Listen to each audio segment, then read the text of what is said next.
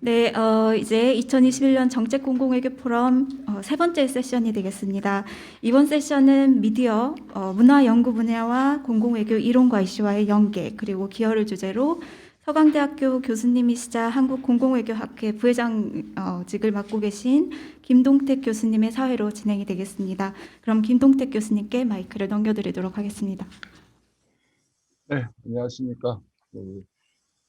밖은 날씨가 계속 덥고 코로나도 극성이고 이 와중에 학회에 참석을 해주신 여러 선생님들께 감사 인사를 드립니다. 한 세션 사회를 맡은 서강대학교 김동택입니다. 앞서 그 두 세션에서 이제 그 공공의료의 의미에 대해서 그리고 다학계적인 접근에 대해서 이야기를 나눴고요. 그 다음에 이제 그 중에 한 부분으로 규정이 된 국제개발협력 커뮤니케이션 연구 분야를 또 한번 살펴봤습니다. 세 번째는 미디어 문화 연구와 관련해서 이제 이 분야의 이윤과 이슈에 대한 연계와 기여를 주제로 해서 3세션을 진행하겠습니다. 그 공공회의가 뭐냐, 그 다음에 공공회의가 잘못하면은 이제 송인호 의원님께서 말씀하셨지만 국뽕이 될 수도 있고, 그다음에 김재규 교수님께서 지적하셨듯이 잘못하면은 이제 정부의 일반적인 정책 프레임에 우리가 또 갇힐 수 있다 이런 우려를 지적을 하셨고, 그다음에 이제 우리 회장님께서 정리 발언으로서 외교부가 알고 싶어하는 여러 가지 이슈 에어리아, 어떤 학문적 기여, 이런 것들에 대해서 이야기가 나눴는데, 저도 이제 한국학을 하지만, 이제 한국학, 정착을 하면서 한국학을 하고 있는데, 한국학의 주제 영역에 관련된 부분이라, 다양한 학제적 연구도 가능하고, 또 한편으로는 그렇기 때문에 이제 하나의 필드 스터디, 에어리아 스터디 혹은 필드 연구로서 가지고 있는 정체성에 대한 질문은 항상 또 문제제기가 있어 왔습니다. 이런 점들을 고려하고 모색하는 과정으로서 저희 학회가 기여하는 바가 있을 것이라고 생각이 듭니다. 사회자로서 진행과 관련해서 잠깐 말씀드리면 발표는 한 15에서 20분, 길게는 25분까지 해주시고, 토론은 한 10분에서 15분 정도 해주시고, 나머지 시간에 저희들이 플로어 토론 혹은 서로 상호 교차 토론을 하도록 하겠습니다. 오늘 발표를 해주실 이제 분들을 좀 소개를 이제 해드리면은, 발표를 해주실 김신동 교수님께서는 이제 한림대학교에 계십니다. 미디어 스쿨에 계시면서 다양한 주제에 걸쳐서 뭘 하고 계십니다. 그 다음에 두 번째 발표는 이제 이혜연 교수님께서 이제 BTS를 주제로 해서 또 발표를 해 주시겠습니다. 이에 대한 토론은 이제 국립환경대학교 이선학 교수님과 한양대학교의 김재민 교수님께서 토론을 해 주시겠습니다. 먼저 발표를 해 주실 김신동 교수님을 소개해 드립니다. 교수님 발표를 진행해 주시겠습니까?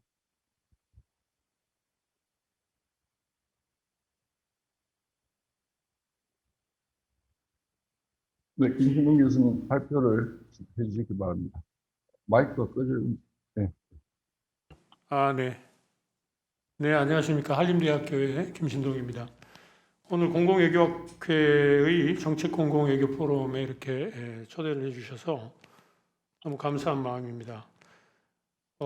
조기숙 교수님께서 이렇게 또 좋은 그 학회를 창립회장으로서 만들어내신 거가 대단한 역할을 하신 거라는 생각이 듭니다. 특히 두 번째 이재묵 선생님 이제 그 발표를 쭉 듣는 과정에서 이 공공외교 분야가 상당히 광범위한 분야에 이제 걸쳐 있는데 또 불구하고 각자 그 자기 분야에서 나오지를 못하고 그 학제성을 구현을 하지 못하는 것 같습니다. 그 자기 분야에 매몰되어 있는 거를 각자 끌어내서 이렇게 이제 상호 커뮤니케이션을 할 수 있는 기제를 만드신 것 같아요.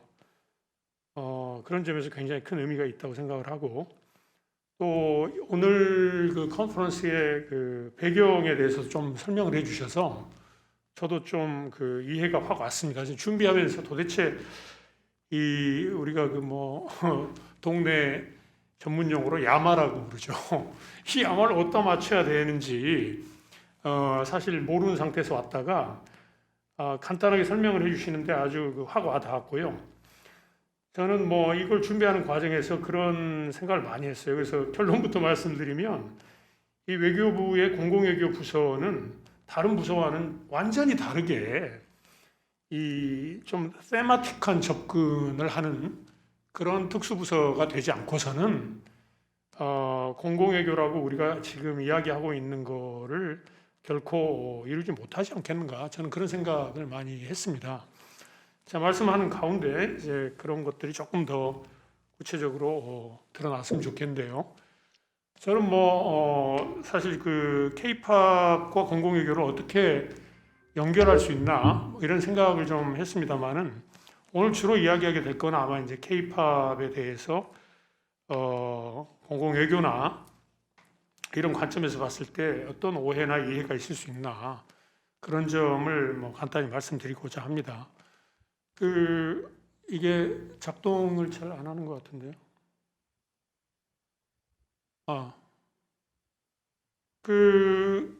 여기 이제 뒤에서는 잘 안 보이실 텐데 발제문집의 내용을 그냥 이렇게 쭉 보시면 됩니다. 근데 발제문집에 이제 앞에 보면 제가 엊그제 뭐 스태티스타에 올라온 그 데이터를 좀 활용을 했어요. 그래서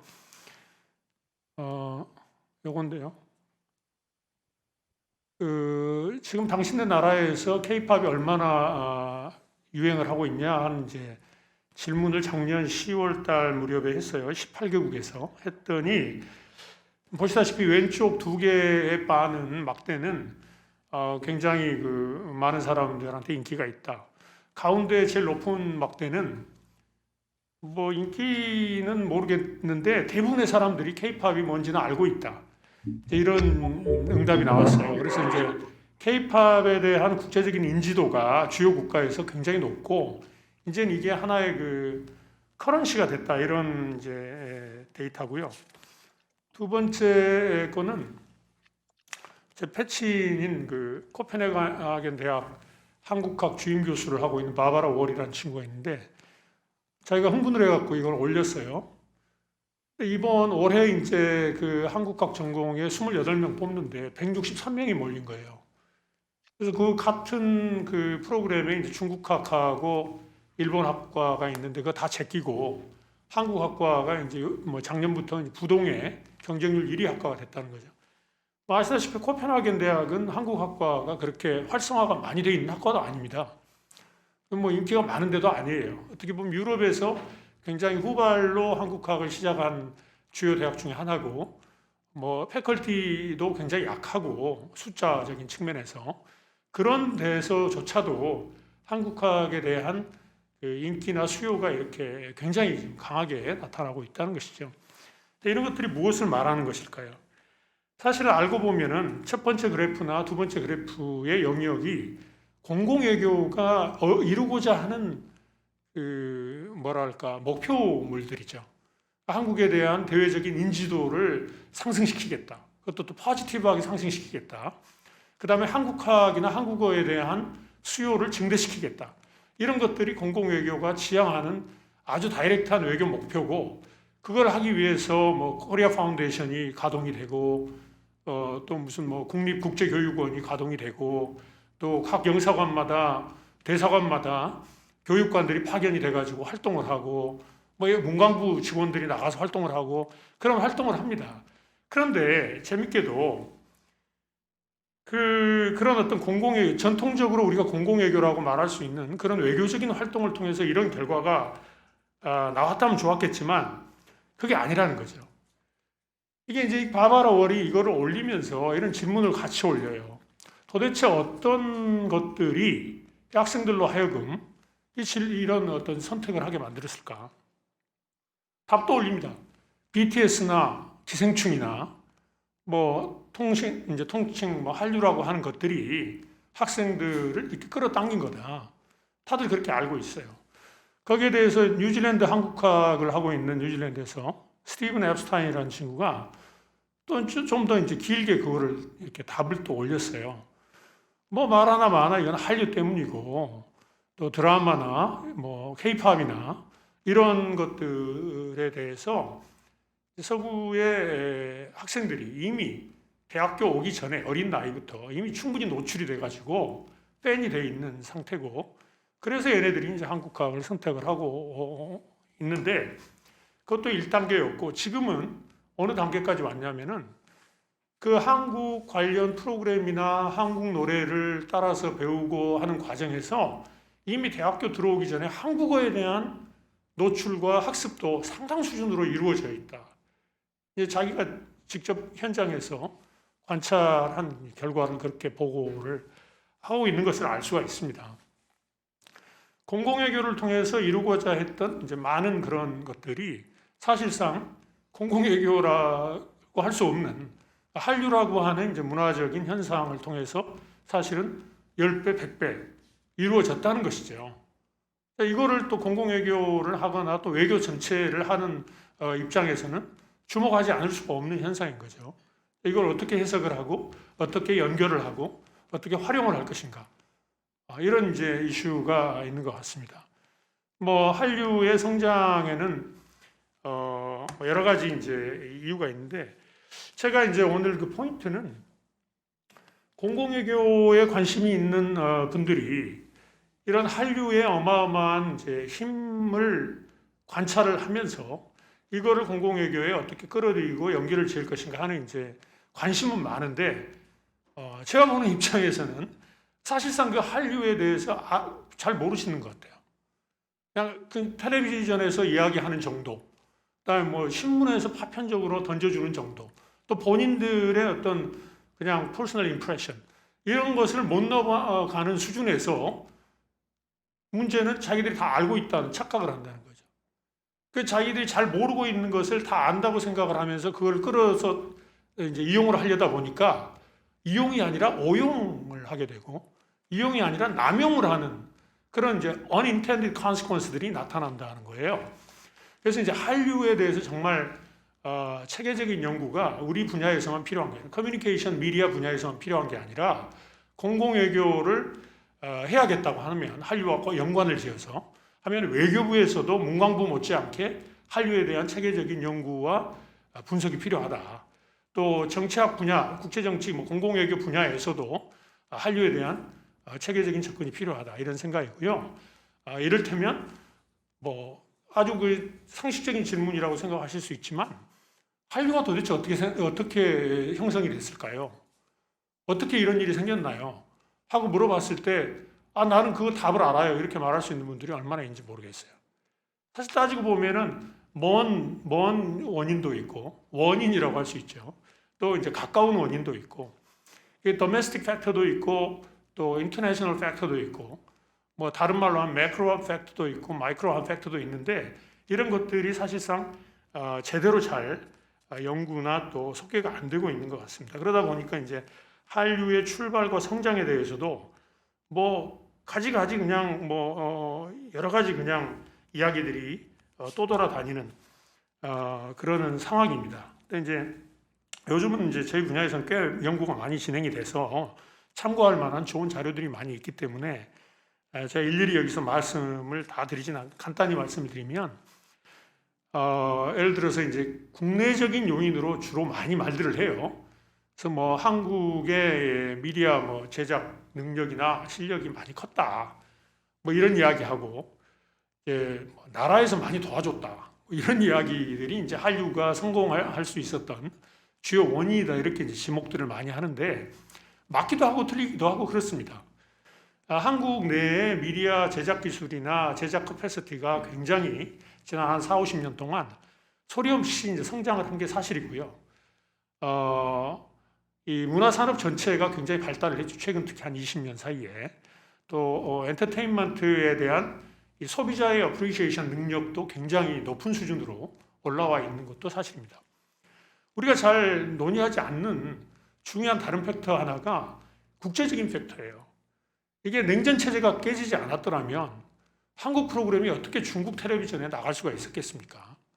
이게 근본적으로는 79년 이후로 이제 중국이 개혁 개방을 선택을 하면서 이 냉전이 깨지고 동아시아 중국과만 깨진 게 아니라 중국, 이제 러시아, 중국 이렇게 쭉 냉전 체제가 와야 되면서 이 초국가적인 문화 교류가 굉장히 급증을 하게 되는 현상이 있고요. 중국이 개혁 개방 정책을 선택을 하면서 중국 내의 미디어 산업이 굉장히 심한 속도로 디레귤레이션이 됩니다. 그래서 중국에 10년 만에 1980년부터 10년 만에 방송국이 한 2,000개가 생겨요. 그러니까 이게 이제 도저히 그 콘텐츠를 수급할 수 없는 정도로 그 베슬들이 늘어나면서 이 중국에서 이제 그 해외 프로그램에 대한 수입을 엄청나게 해내기 시작하는데 그 중에 우리 뭐 한류만 들어간 게 아니라 목욕탕집 남자만 들어간 게 아니라 외국 프로그램들이 많이 들어가기 시작을 해요. 그 중에 이제 한류 프로그램들이 묻혀 들어가면서 전혀 새로운 시장, 예상하지 못했던 시장을 만나게 되는 점이 있죠. 또 90년대는 한류뿐만 아니라 이게 문화적 세계화가 굉장히 성장을 하는 그런 시기입니다. 그래서 그런 이제 환경적 요인들도 굉장히 중요했고 그 환경적 요인들 역시 계속해서 한류와 함께 변해가고 있다는 것을 주목을 해야 된다 이런 생각입니다. 특히 그 도메스틱 팩터 중에서 좀 이제 현실과 다르게 과잉 포장돼서 논함용되고 있는 대표적인 그 팩터가 한국 정부가 한류를 기획하고 뭐 만들었다 뭐 이런 이제 논의가 많이 돌아다녀요. 여기 지금 몇 개 이제 사례를 보면 이게 마틴 롤이라는 사람이 이제 그 국제 비즈니스 컨설턴트인데 자기 웹사이트에 한류의 발전에 대해서 굉장히 그 요약이 잘 된 아티클을 꽤 깁니다. 올려놨어요. 그 중에 제가 이제 한 패러그래프를 여기 지금 인용을 해왔는데 이 친구도 얘기를 보면 한류 성장의 주요한 팩터 중에 하나를 Continuous Support from the Korean Government 이렇게 지목을 하고 있죠. 그래서 한국 정부가 거의 이제 내용을 좀 이렇게 일일이 읽지는 않겠습니다만은 보면은 뭐 문화산업 분야에 어마어마하게 투자를 하고 뭐 다 이렇게 저렇게 해서 뭐 성공적인 쇼를 이끌었다 이런 이제 지적인 거죠. 이제 그 같은 아티클에 이제 그렇게 함으로써 한국의 이 코리안 이미지, 한국의 국가 이미지를 엄청나게 이제 개선을 시켰다. 또 브랜드 코리아 브랜드를 굉장히 강력하게 이제 창출해내는데 성공을 했다 이런 이제 지적들을 하고 있습니다. 그런데 이런 지적이 2020년에 뭐 이 친구 글에서만 나타나는 게 아니라 이미 10년 전에 CNN 보도에서도 한국의 이 엔터테인먼트 수출 전략이 이제 먹힌 거는 이 한국 정부가 이거를 굉장히 프로모트를 했기 때문이다. 이렇게 이제 또 원인을 지목을 하고 있거든요. 최근에 BTS가 강타를 하면서 이런 담론이 국제 미디어에 다시 또 살아납니다.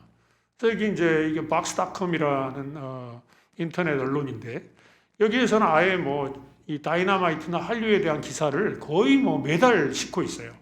그 여기만 들어가 보면 한류에 대한 국제 담론이 어떻게 흘러가고 있고 뭐 뉴스가 뭐가 있는지 너무나 잘 정리가 되고 있어요. 근데 여기 이제 만화로 또 이렇게 만들어 가지고 BTS가 뭐고 왜 유명하고 뭐 특징이 뭐고 이런 걸 이제 이렇게 이게 뭐 한류의 일종이고 설명을 하는데 여기 또 이 왼쪽 프레임에 보시면 한류가 하루아침에 그냥 나온 게 아니고 It began as a deliberate strategy orchestrated by the Korean government 이렇게 나와요. 한국 정부가 아주 플래닝을 잘해가지고 오케스트레이트 했다는 거 아닙니까 이게. 그러니까 이게 재밌는 게 제가 한류 연구를 지금 뭐 10년 넘게 하지만 이게 궁금할 정도예요. 도대체 누가 이런 말을 해줘가지고 국제 미디어들이 한류 이야기를 할 때마다 한국 정부의 이 기획과 이거에 의해서 만들어진 어떤 국가 기획의 산물로 한류를 자꾸 이야기를 하는 것인가? 어제 마침 거기에 대해서 또 여기 이제 댓글들이 쭉 붙는데 댓글에서도 그런 말들이 또 반복되고 그럽니다. 막 맞장구도 쳐주고 근데 이제 보면 또 그거 아니야 이런 사람이 또 있어요.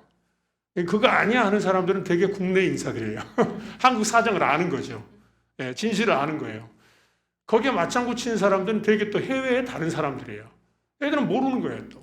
그러니까 어제 마침 우리 킹스 칼리지, 런던 대학 킹스 칼리지에 이 교수님 성함이 갑자기 생각이 안 나요. 이혜경 선생님이라고 한국 문화정책에 대해서 연구를 전문으로 하는 분이 계세요. 이분이 어제 이제 필리핀 대학의 뭐 온라인 그 세미나에 초청이 돼가지고 한국의 문화정책에 대해서 강연을 합니다. 지금 이런 이 보도가 계속 돌다 보니까 저도 이 요청을 많이 받아요. 한류가 어떻게 성공을 했냐? 한국 정부의 노력 아니냐? 아예 그렇게 이제 세팅을 해놓고 저한테 그거에 대해서 비결을 알려달라 이거예요. 그러면 뭐 간단한 거죠. 답변은 자기 나라 정부도 그거를 따라서 하면 다 한류 말고 뭐 다 성공할 수 있지 않겠냐 이런 이야기인데 천만의 말씀이죠. 근데 이제 이혜경 선생님이 어제 발표하는 걸 제가 또 모니터를 쭉 해봤더니 이분도 시작은 이렇게 해요. 그 사람들이 잘 모르고 한국 정부가 한류를 만들었다고 생각을 하는데 그거 아닙니다. 자, 시작은 이렇게 합니다.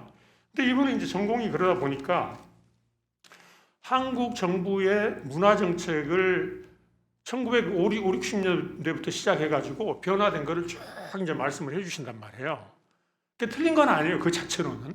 근데 그거를 계속 듣다 보면 틀림없이 시작할 때는 한류는 정부가 만든 게 아닙니다인데 그걸 한 시간을 듣고 나면 한국은 이렇게 문화 정책을 잘해가지고 결국은 한류가 됐구나. 이런 임프레션을 갖게 돼요. 그러니까 이게 왜 이런 현상이 일어나지? 제가 이혜경 선생님 직접 이런 데에서 만난 적도 있어요. 저하고 100% 동의해요. 한류는 정부가 만든 게 아니다.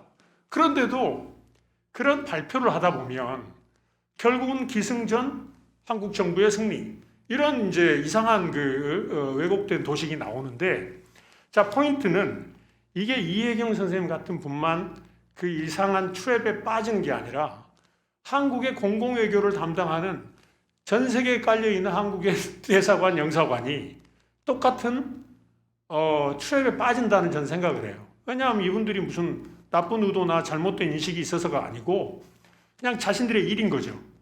그러니까 이제 뭐 한류는 이런 거다 하고 그 영사관에서도 뭐 광고도 하고 대사관에서 광고도 하고 이러는데 정부는 아무것도 안 해서 이런 말을 할 리는 없죠. 한국 정부는 여기에 관심이 많고 이걸 프로모트하기 위해서 실제로 한국 정부가 많이 해요. 뭐 콘진도 만들고 뭐도 하고 뭐 대통령도 늘 관심을 표시하고 문광부 장관도 이걸 떠들고 이러기 때문에 재밌는 거는 대통령이 말을 하고 장관이 떠들고 정책을 세운다고 그래서 그 정책이 현실의 결과로 열매를 맺는 건 아니거든요.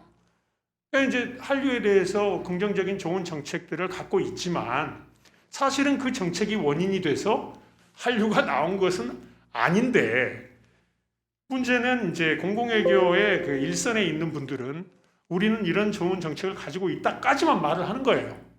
그러면은 그거를 듣는 글로벌 오디언스들은 자기들이 알아서 연결을 지어가지고 아 한국 정부는 이런 좋은 정책을 가지고 있고 그 결과 한류가 생겼구나 이런 이제 오독이 일어난다는 거죠. 저는 이게 일종의 뷰로크래틱 트랩이라고 생각을 하는데 이런 것들은 별로 좋은 것이 아닙니다. 그러니까 이게 어떻게 보면은 한류에 대해서 이게 이제 원래 이제 공공외교의 뿌리가 되는 개념이 프로파간다 이런 거 아니겠습니까? 근데 프로파간다라는 말이 가지는 굉장히 부정적인 뉘앙스 때문에 이제 누구도 그 말을 쓰지를 않고 프로파간다보다는 뭐 요즘 애드버타이징도 말을 안 써요. 심지어 광고하는 분들도 마케팅 커뮤니케이션, 뭐 컨슈머 릴레이션스 뭐 이런 식으로 굉장히 유페미스틱한 표현을 선호를 하기 때문에 어느 정부가 어떤 의도를 가지고 포장을 해서 다른 나라 사람들에게 뭐를 프레젠트를 한다. 굉장히 역효과거든요. 만약에 글로벌 오디언스들이 한류나 한국 정부가 돈 때려 부어가지고 나라 선전하려고 만든 일종의 드라마다 이렇게 봐버리면 한류가 내고 있는 긍정적인 효과마저도 스스로 부정하는 그러니까 공공외교가 노리는 효과를 스스로 부정하는 결과가 나온다는 거죠. 그래서 사실은 그 정부가 이런 좋은 정책을 합니다라고 광고할 필요가 저는 정말 없다는 생각을 합니다. 근데 해외 영사관이나 대사관에서 하는 행사나 이런 걸 보다 보면 뭐 그런 말들이 나와 있고, 또 외국에서 연구하는 분들은 이 한류 관련 자료가 영문으로 된 게 많지가 않기 때문에 제일 먼저 하는 게 이제 한국 그 문화관광부 이 사이트 같은 데 들어와 보는 거거든요. 그럼 이제 콘진 사이트 뭐 이런 데 들어가 보면은 정부가 내는 자료들이 다 나와 있어요. 그럼 정부가 내는 자료에는 대부분이 한국 정부의 뭐 문화산업 발전 계획 이런 것들이 다 이제 써져 있거든요. 그러니까 이제 그거를 코트하고 그 코트한 거를 다른 사람들이 또 코트를 하고, 그래서 이 코테이션의 일종의 서큘레이션이 일어나요. 잘 모르는 사람들이 어느 한 소스에 기대서 한번 이게 만들어지면 그 서큘레이션이 일어나면서 그게 이제 일종의 페이크 트루스를 만들어낸다는 거죠. 그래서 저는 그런 것들은 우리가 좀 경계를 해야 되는 그런 문제다. 우리가 지금 뭐 옛날 이야기입니다만은 겨울 연가가 2003년에 일본에 풀리면서 그 당시에 제가 어떤 그 외교에 관련이 있는 분들이 하시는 말씀이었는데, 이 TV 드라마 하나가 60년 한일 외교가 이룬 성과보다 더 큰 성과를 이루었다. 이런 이제 말씀들을 하신 기억이 나요. 그래서 이게 이런 이제 그 문화상품의 세계적인 진출이 공공외교가 의도하는 그런 효과를 전혀 의도하지 않은 가운데 엄청나게 내고 있으므로 우리가 이제 그걸 잘 이용을 해야 되겠는데, 이런 퍼블릭 디플로머시와 이 퍼블릭 컬처의 관계를 어떻게 가져가야 될 거냐. 이 결론으로 이거 짧게 말씀드리고 마치겠습니다. 퍼블릭 디플로머시는 뭐 말할 것도 없이 아주 계획적이고 의도적이고 또 설득을 목표로 하는 그런 커뮤니케이션 행위라고 할 수 있고, 또 그 행위의 주체는 정부인 것이죠. 다만 이제 정부가 다른 정부의 어떤 그 대표자들을 향해서 하는 게 아니고 해외의 일반 국민들을 위해서 직접 상대하는 뭐 외교 행위다라는 점에서 이제 차이가 있을 텐데, 뭐 아시다시피 이미 한 5, 60년 전부터 USIA랄지 뭐 VOA랄지 피스코랄지 뭐 미국 모델이 아주 대표적이고, 그걸 따라서 뭐 독일의 다드나 괴테하우스나 뭐 프렌치 컬처럴 센터나 일본 뭐 재팬 파운데이션, 자이카 뭐 줄줄이 나왔고, 한국도 역시 이제 8, 90년대에 오면서 이런 모델들을 쭉 수용을 해가지고 다 만들었죠. 이 사실상 현장에 가면 이 퍼블릭 디플로머시의 손과 발이 이런 기구들 아니겠습니까? 근데 이제 여기에 비해서 보면 이 팝컬처라는 거는 뭐 퍼블릭 디플로머시와는 완전히 다른 집에 소속이 돼 있고, 이거는 이제 시장과 컨슈머를 중심으로 이루어지는 행위들이고, 그리고 뭐 이 팝컬처의 목표는 무슨 이미지 개선이나 이런 거하고는 아무 관계가 없고, 사실은 이제 아티스틱 퍼포먼스나 비즈니스에서 성공을 해서 돈을 많이 벌자, 이거 아니겠습니까? 그렇지만 한번 성공을 하고 나면 이 팝컬처가 가져오는 임팩트라는 거는 이런 단순한 대중문화 상품의 소비의 그 어떤 우를 훌쩍 뛰어넘는 어마어마한 이제 효과를 동반을 하기 때문에, 이 둘은 한 집에 살지는 않지만 결국은 뭐랄까 뮤추얼리 컴플리멘터리한 점이 굉장히 많고 타겟 오디언스가 동일하다는 또 공통점이 있는 것 같습니다.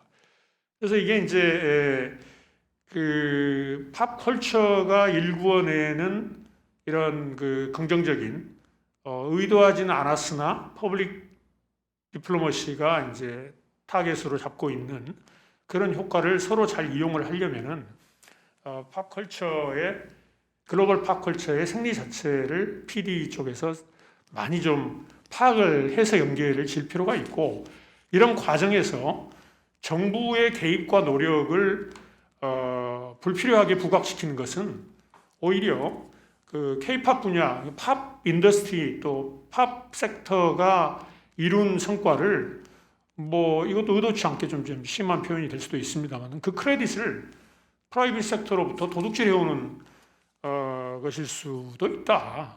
그거는 별로 그렇게 좋은 전략은 아닌 것 같다, 이런 생각이고요. 그래서 이제 PD가 그 설정을 해야 되는 이제 뭐랄까 뭐 방향으로는 이 팝컬처의 어떤 그런 그 생산과 유통, 소비 과정에 대해서 좀 더 깊숙한 관여와 연구가 좀 필요할 것 같고요.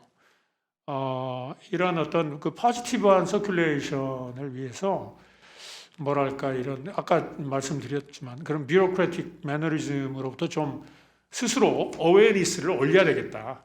그러니까 뭐 좋은 의도로 대사관이나 영사관에서 정부의 역할을 강조하는 순간 그 오히려 스스로 자충수를 가져오는 또 잘못된 페이스 트루스를 이스태블리시하는 그런 이제 결과를 조심해야겠다 이런 생각이 좀 들고요.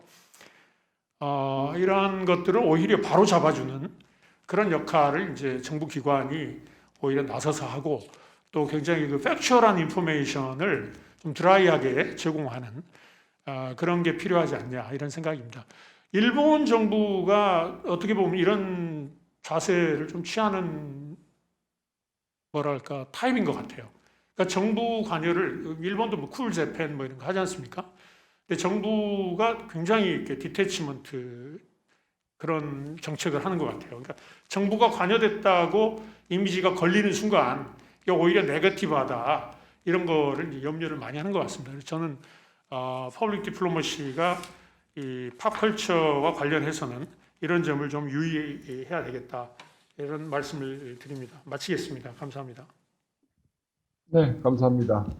교수님께서 그 공공정책에서 빠질 수 있는 정부와의 관련성 부분에 대해서 견해를 피력해 주셨습니다. 이 부분에 대해서는 이제 나중에 다시 한번 토론과 또 토론을 거쳐서 이야기하기로 하겠습니다. 다음에 발표하실 분은 이은 교수님께서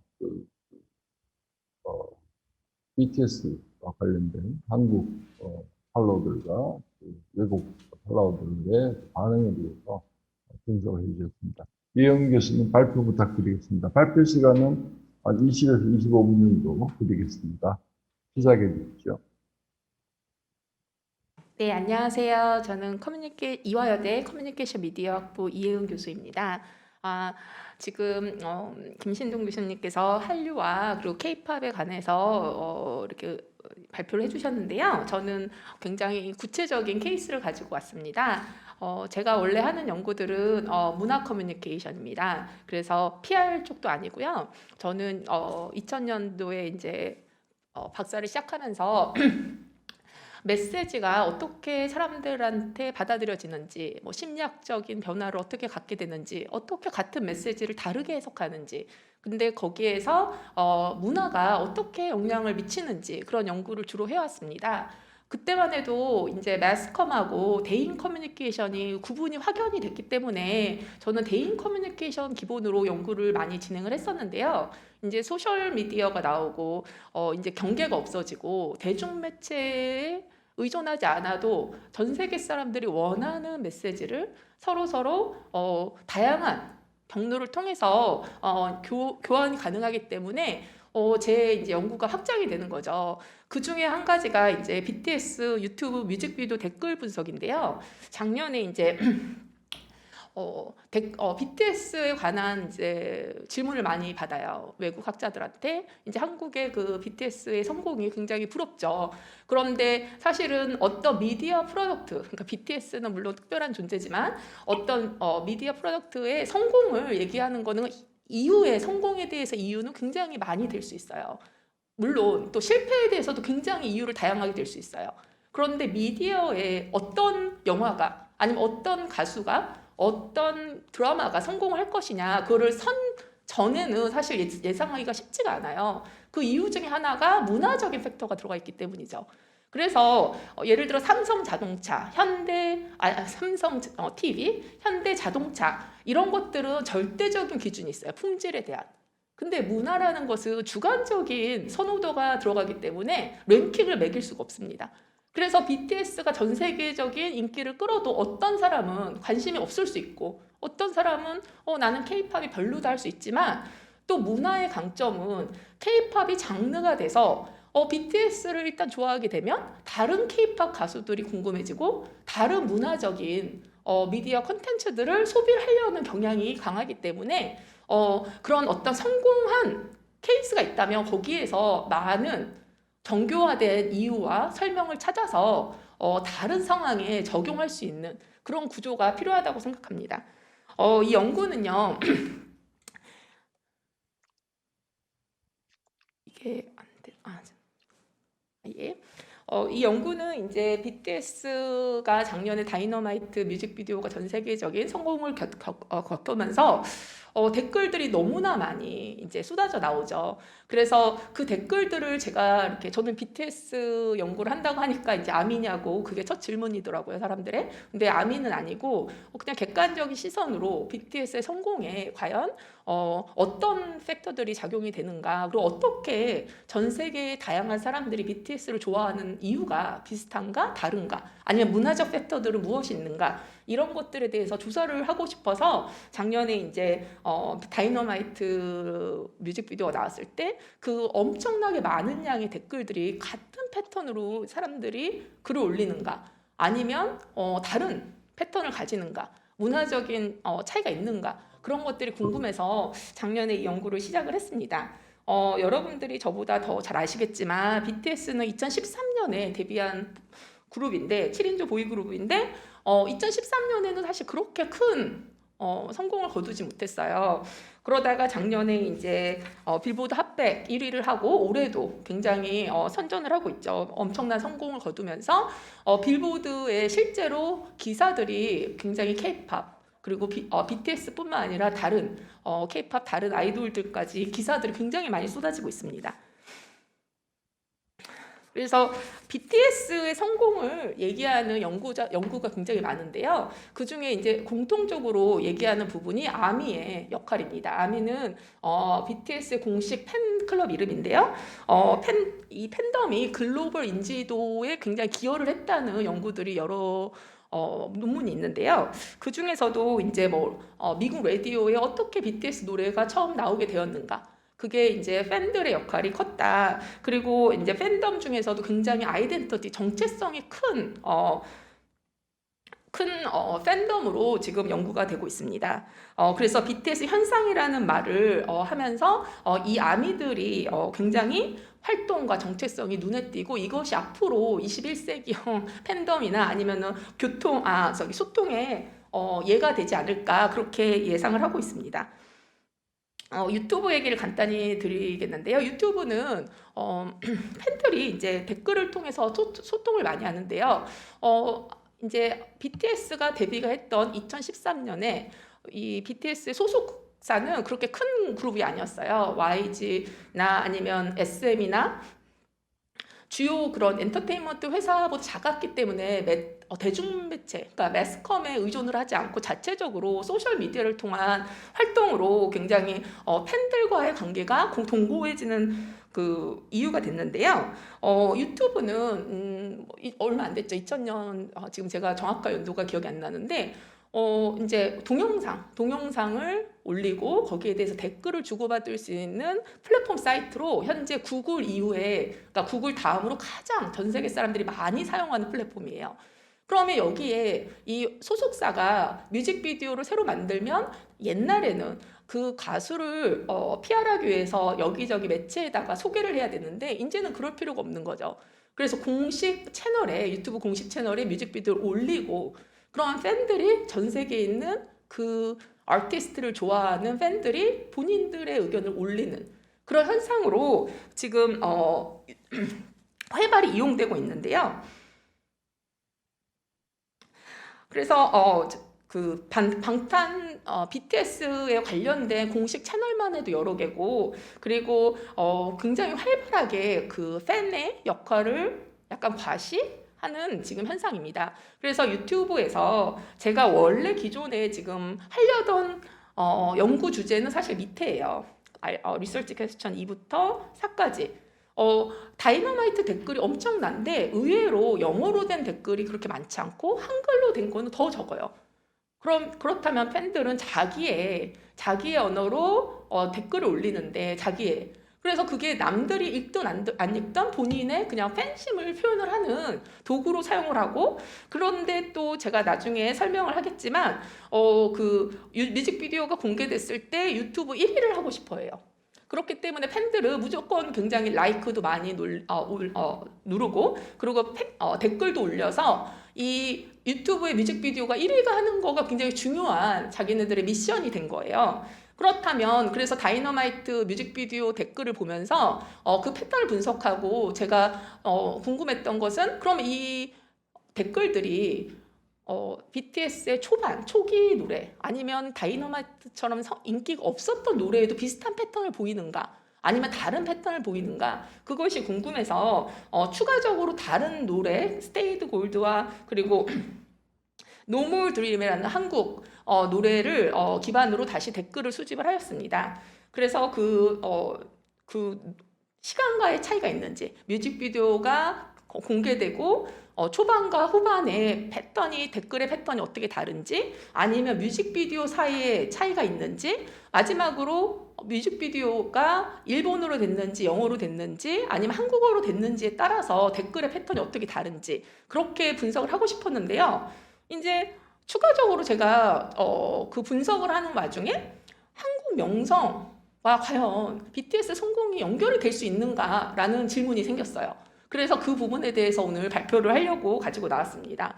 한국 K-팝 아니면 한국인 이런 것들이 얼마나 언급이 되는가. 사실 댓글은 직접적으로 묻는 게 아니잖아요. BTS 때문에 한국을 더 좋아하십니까? 아니면 BTS 때문에 한국에 대해서 더 관심을 갖나요? 한국을 방문하고 싶나요? 뭐 이런 것들을 질문하는 게 아니라, 댓글은 순수하게 뮤직비디오를 보고 거기에 대해서 반응을 하는 거기 때문에 여기서 한국 명성과 관련된 댓글들이 있는가? 그것이 궁금해서 그 부분을 분석을 하게 되었습니다. 그래서 뮤직비디오는 공식 채널을 통해서 공개가 되고 댓글이 너무너무 많이 올라와요. 기하급수적으로 다 분석을 할 수가 없고, 지금 현재도 아마 댓글이 늘고 있을 거예요. 그래서 이제 빅데이터 수집이죠.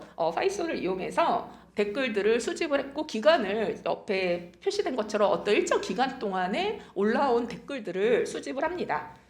그래서 댓글들을 의미가 있는 단어로 구분을 하고, 그 비슷한 단어들은 같은 말로 대체를 한 후에 가장 많이 나오는 단어와 아니면 의미가 있는 표현이 무엇이 있는지를 분석을 했습니다. No More Dream은 보시는 바와 같이 3,000개 미만의 댓글이에요. 그러니까 2013년에는 사실 그렇게 많은 글로벌한 그런 인지가 있진 않았죠. 스테이 골드는, 저는 스테이 골드가 일본어로 된지 이제 분석에서 선택을 하고서는 우연히 이걸 의도하고 한 건 아니고요. 그래서 스테이 골드는 일본어 영어 가사고, 근데 이제 보시는 바와 같이 그때 수집했을 때 당시에 982,298개의 댓글이 달려 있습니다.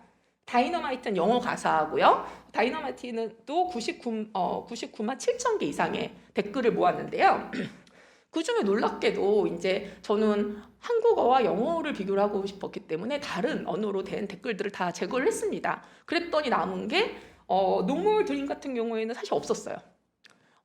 거의 99%가 영어로 돼 있고 나머지 1%가 1% 미만이 한국어로 돼 있었는데, 스테이 골드나 다이너마이트 같은 경우에는 50% 이상이 다른 나라 말로, 영어와 한국어 이외의 다른 나라 말로 이게 제시가 됐다는 거죠.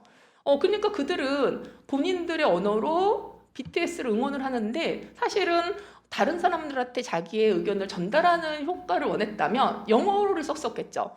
번역 기능도 있고 유튜브에. 그런데 그냥 단순히 자기네 그런 BTS에 대한 사랑과 그리고 팬심을 보이는 표현의 도구로, 아미의 정체성의 도구로 썼기 때문에 굳이 다른 언어로 표시를 할 필요가 없지 않았었나, 그렇게 저는 해석을 하고 있습니다. 그래서 이거는 이제 어떤 단어들이 가장 많이 언급이 됐는가 보여주는 표인데요.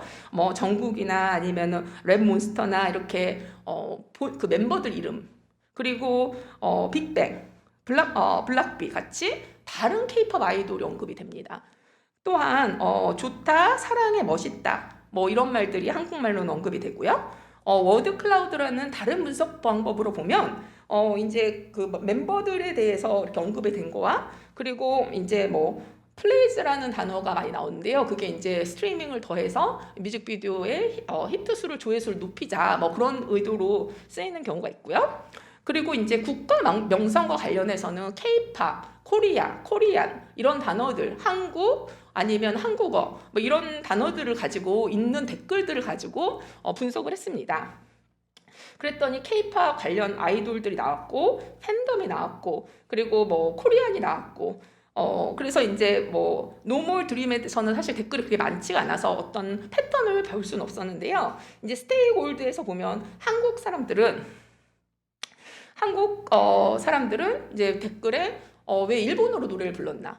그래서 한국어로 불러야지. 그리고 댓글도 다이너마이트 댓글도 한국어로 노래를 안 부르고 왜 영어로 이걸 했는가 이런 댓글들이 많이 있었는데요. 그런데 이제 또 스테이 골드는 다이너마이트에 비해서 그렇게 인기가 있진 않았지만 노래 자체가 다이너마이트 노래를 듣고 BTS의 다른 노래들을 방문을 하는 경우가 되게 많더라고요. 그래서 다이너마이트를 듣고 너무 좋다. 나 BTS 너무 좋다. 그래서 스테이 골드까지 찾아오는 거예요. 그리고 스테이 골드 그 뮤직비디오 하단에 다이너마이트가 굉장히 히트를 쳤다. 핫백했다. 뭐 이런 것들을 댓글로 올려서 여기에 찾아보시면 다이너마이트라는 용어가 되게 많이 나와서 댓글 이제 우선 순위로 올라와 있는 것을 알 수 있습니다. 그런데 이제 뒷부분에 제가 생각하기에는 이제 한국 국가 명성과 관련된 부분이라고 할 수 있는 거는 한국하고 관련해서는 사실은 그렇게 많은 논의가 돼 있진 않았어요. 이렇게 엄청나게 많은 댓글이 있었는데 한국이 궁금하다 이런 말은 없었지만 K-팝이라는 것이 굉장히 언급이 됐고 다른 아이돌에 대해서 설명을 하고 BTS가 어떻게 다른지 그런 것들에 대해서는 나왔고 또한 이제 블랙핑크가 굉장히 많이 언급이 되더라고요. 그래서 K-팝 팬들이 이제 블랙핑크와 약간 경쟁 관계인가? 블랙핑크가 조회수가 엄청 높다. 그러니까 BTS 팬들도 더 선전해야 된다. 이런 게 영어와 한국말 공통으로 나왔고요. 또한 이제 한국어 댓글에서는 자랑스럽다는 얘기가 많이 나왔어요. 자랑스럽다는 얘기가. 물론 다이너마이트의 성공 이후에 많이 나온 말이죠. 근데 이제 자랑스럽다는 거는 한국 그룹이 이렇게 전 세계적인 성공을 거두어서 자랑스럽다. 그런데 이제 그러니까 영어로 된 댓글에서는 프라우드가 나왔어요. 그래서 이게 한국 그룹이라 자랑스럽다는 맥락인가? 근데 그렇지 않고 그냥 BTS 팬으로 BTS의 이 성공이 자랑스럽다예요. 그래서 한국 사람은 한국 그룹인 거를 굉장히 강조를 하는데 이 한국어에서는 근데 영어에서는 오히려 한국 그룹인 거와 연결하는 게 보다는 그냥 BTS 자체로 이 BTS랑 다른 K-팝 그룹과의 연결도 별로 원치 않는 것 같더라고요. 그런데 그러면 국가 명성하고 사실 그렇게 직접적인 연관이 있진 않았어요. 이 댓글에서는. 그렇지만 이제 관련해서 한국말을 이제 영어로 표현하는 댓글들이 굉장히 많이 등장을 합니다. 사랑해나 제가 표시를 해놨는데요. 사랑해나 아니면은 뭐 막내라는 거를 이제 영어로 MAN 뭐 이렇게 해서 막내라는 단어를 영어로 표현을 하는 거예요. 그래서 한국어를 배우는 거예요. 표현을 하기 위해서 이 BTS에 대한 팬심을 표현하는 방법으로 한국어를 굉장히 많이 사용을 해서 그냥 I love you 하면 될 것을 사랑해라는 표현을 굳이 영어로 근데 스펠링을 사랑해 그 SARA 뭐 이렇게 해서 사랑해로 이렇게 표현을 해서 나는 한국말을 할 수 있는 팬이야. 그거를 되게 강조를 하더라고요. 그래서 국가 명성하고 직접적인 근거가 되는 사실 댓글들은 그렇게 많지가 않아서 굉장히 실망스러웠어요. 하지만 한국어 아니면 다른 K-팝 아니면 아이돌 그룹에 대한 한국 가수들에 대한 논의들은 굉장히 많이 펼쳐져서 사실은 다른 나라들은 이런 성공을 지금 기회를 갖지 못하죠. 그래서 유튜브에 어떤 뮤직비디오를 하나 올리면 전 세계 몇십만 명이 그걸 보고 몇백만 명이 보는 경우도 있죠. 그리고 나서 댓글로 어떤 한국에 대해서 무언가를 논의를 한다는 것은 굉장히 직접적인 국가 명성에 도움이 되는 것은 아니지만 간접적으로 한국 문화를 확장하는 데는 분명히 기여를 한다고 저는 보고 있습니다. 그래서 이제 후속 연구로는 제가 뭐 준비하는 것은 지금 이번에는 소개는 하지 못했지만 그 미국의 BTS 팬들을 대상으로 국가 명성을 직접적으로 물어보는 그래서 팬들의 활동과 BTS의 전문적인 이해도나 아니면 팬심이 증가할수록 국가 명성에 과연 차이를 두는가. 그래서 BTS를 그냥 아는 사람과 BTS 노래를 즐기는 사람, 아니면 정말 진지한 아미로 BTS를 받아들인 사람들 사이에서, 미국 사람들 사이에서 한국에 대한 국가 명성의 차이가 어떤가. 그래서 그거를 지금 후속 연구로 준비를 했습니다. 아까 오전 세션에서 김태환 교수님께서 상호 주관적 의미의 교류다 했는데, 저는 정말 그거를 적어놨어요. 이게 지금 국가 명성에 BTS 성공이 직접적인 연결은 분명히 되는 그 실증적인 자료는 아닐지라도 어떤 상호 주관적인 의미를 교환할 수 있는 그런 발판을 하는 것이 BTS의 지금 역할이 아닌가, 저는 그렇게 해석을 했습니다. 예, 그래서 지금 현재도 굉장히 많은 댓글들이 계속 달리고 있는데요. 너무나 많은데 그 패턴은 사실은 굉장히 반복적이에요. 그래서 모든 노래를 꼭 분석하지 않아도 이런 식의 팬심을 발현을 해서 댓글을 다는구나 이해할 수 있었는데요. 그래도 뭐 참고 삼아서 현재는 얼마나 더 많은, 그래서 지금 제가 데이터를 수집한 그 기간 이후에는 이게 기하급수적으로 늘어나서 그 BTS가 성공할수록 이게 굉장히 더 늘어나겠죠. 그런데 그런 사람들이 K-팝을 논의하고, 그리고 다른 K-팝 아이돌들을 논의하고, 한국어를 알고 싶어하고, 그리고 한국의 다른 것들을 이제 소비를 하려는 것은 분명히 이제 국가 명성과 좋은 연결점이 될 수 있는 부분이라고 생각합니다. 그렇지만 또 하나 추가하고 싶은 것은요, 이런 성공이 과연 국가 명성과 직접적 연관이 되는가 했을 때, 사실 요리 같은 거를 생각하면 태국 요리가 전 세계적으로 굉장히 인기가 많아요. 하지만 태국 요리를 좋아한다고 해서 태국 문화를 관심 있어 하진 않거든요. 그래서 어떤 문화를 이해를 한다는 거 하고 좋아한다고 했을 때 그거를 당연시 받아들이는 거는 굉장히 이제 과신하는 부분인 것 같아요. 그래서 그러니까 BTS의 성공이 다른 K-팝 아이돌들 성공을 뒷받침하는가 했을 때 저는 그거는 회의적이거든요. 왜냐하면 왜 성공했는가에 대한 아직도 설명을 할 수가 없고, 또 어떤 부분들이 다른 K-팝 성공을 이끄는지 예측이 사실 불가능한 상황에서 물론 그래서 정부의 역할도 사실은 그렇게 그러니까 성공을 할 수 있냐 없냐에 도움이 될 수도 있고 아닐 수도 있지만 성공의 팩터다 했을 때는 사실은 논의할 점이 더 많다고 생각합니다. 예, 이상입니다. 네, 수고하셨습니다. 그 BTS에 대한 댓글을 통해서 이것이 한국과 관련된